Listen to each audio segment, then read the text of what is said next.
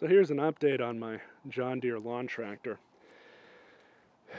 Unfortunately, I think this unit's age is getting up there.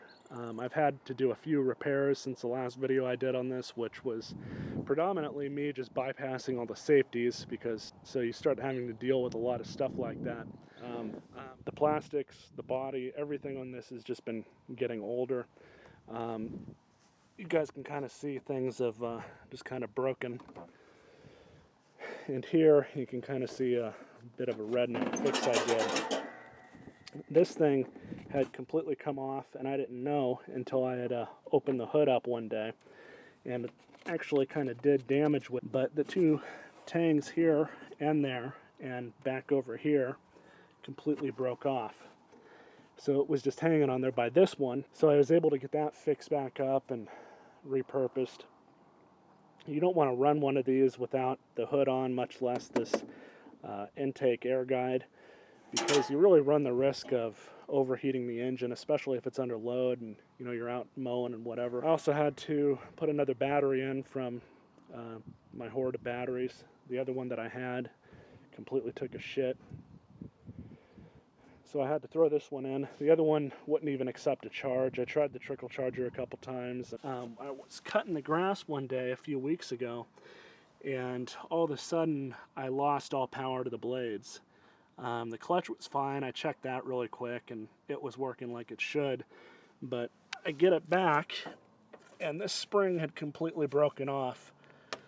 So what I did was I just took the spring and put in more of a curve into it, because that's where it had broken, right up here. So it's probably not going to hold for all that much longer, but the new ones are cheap. I just haven't gotten around to buying another one yet. They're only like $8. The gas tank is, I put this in knowing I was going to have these issues with it again, and so far it's not been leaking. But you guys can kind of see where it's all been cracked and crazed around here. Unfortunately, that's a design flaw from the factory. All of these seem to do it, and John Deere's fix was to completely update the gas tank. So the new ones don't have this issue. They're just like $140 or something like that. And being that this one's still working, I haven't really had much of a point to replace it just yet. As I was saying, the age of this machine is kind of really starting to catch up to it.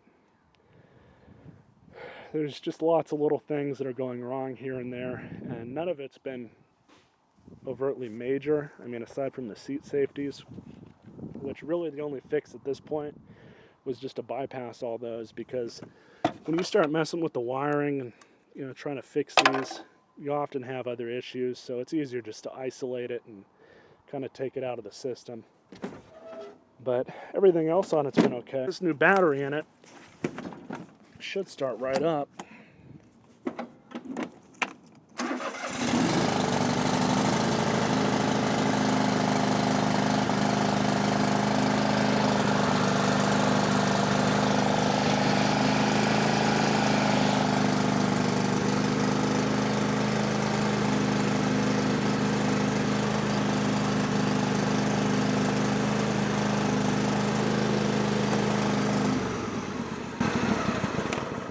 So like I said, it starts right up and doesn't have any issues. This thing's still holding up. It's definitely come in handy instead of that dead man safety that it had on it for backing up the tractor when you're using it with the blades on.